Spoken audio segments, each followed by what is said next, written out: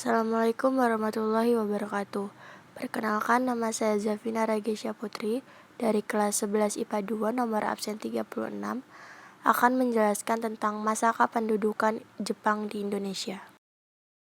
Di sini saya akan menjelaskan tentang alasan kedatangan Jepang, perlawanan rakyat Indonesia, dampak yang dirasakan penduduk Indonesia, dan dampak yang diberikan Jepang dalam aspek kehidupan sehari-hari.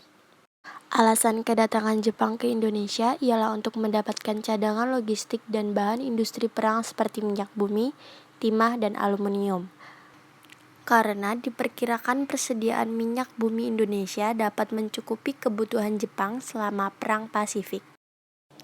Perlawanan rakyat Indonesia. Peristiwa pertama yaitu perlawanan Chot Plieng, Aceh 10 November 1942. Kedua, peristiwa Singaparna. Ketiga, peristiwa Indramayu April 1944. Keempat, gerakan bawah tanah. Kelima, pemberontakan peta. Pemberontakan peta terjadi di 3 tempat dan waktu yang berbeda. Yang pertama, perlawanan peta di Blitar 29 Februari 1945. Yang kedua, perlawanan peta di Meuredu PD Aceh November 1944 dan perlawanan peta di Gumilir Cilacap April 1945. Dampak positif yang dirasakan penduduk Indonesia. 1. Diperbolehkannya bahasa Indonesia untuk menjadi bahasa komunikasi nasional. 2. Jepang mendukung semangat anti Belanda, sehingga mau tidak mau mendukung semangat nasionalisme Indonesia. Dalam bidang ekonomi didirikannya KUMNYAI, yaitu Koperasi untuk Kepentingan Bersama.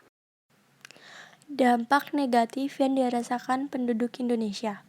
Pertama, Romosa, yaitu mobilisasi rakyat Indonesia untuk kerja paksa dalam kondisi yang tidak manusiawi. Kedua, penghimpunan segala sumber daya seperti sandang, pangan, logam, dan minyak demi kepentingan perang oleh Jepang. Akibatnya, banyak rakyat yang menderita kelaparan. Ketiga, kebijakan fasis pemerintah militer Jepang yang menyebar polisi khusus dan intelijen di kalangan rakyat sehingga menimbulkan ketakutan. Dampak yang diberikan Jepang dalam aspek kehidupan sehari-hari. Pertama, terdapat dalam aspek politik. Kebijakan pertama yang dilakukan pemerintahan militer Jepang ialah melarang semua rapat dan kegiatan politik. Pada tanggal 20 Maret 1942, dikeluarkan peraturan yang membubarkan semua organisasi politik dan semua bentuk perkumpulan. Pada tanggal 8 September 1942, dikeluarkan Undang-Undang Nomor 2. Jepang mengendalikan seluruh organisasi nasional. Penerapan sistem autarki atau daerah yang harus memenuhi kebutuhan sendiri dan kebutuhan perang. Kedua, aspek ekonomi. Kegiatan ekonomi diarahkan untuk kepentingan perang, maka seluruh potensi sumber daya alam dan bahan mentah digunakan untuk industri yang mendukung mesin perang. Jepang menerapkan sistem pengawasan ekonomi secara ketat dengan sanksi pelanggaran yang sangat berat.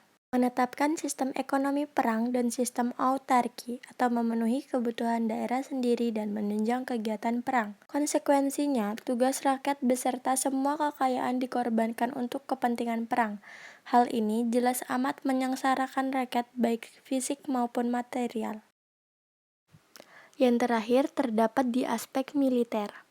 Memasuki tahun kedua pendudukannya, Jepang semakin intensif mendidik dan melatih pemuda-pemuda di Indonesia di bidang militer. Hal ini disebabkan karena situasi di medan pertempuran semakin menyulitkan Jepang.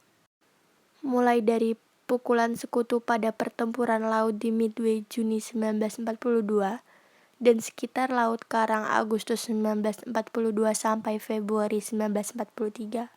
Kondisi tersebut diperparah dengan jatuhnya Guadalcanal yang merupakan basis kekuatan Jepang di Pasifik Agustus 1943. Situasi di atas membuat Jepang melakukan konsolidasi kekuatan dengan menghimpun kekuatan dari kalangan pemuda dan pelajar Indonesia. sebagai tenaga potensial yang akan diikut sertakan dalam pertempuran menghadapi sekutu. Terima kasih, saya akhiri. Wassalamualaikum warahmatullahi wabarakatuh.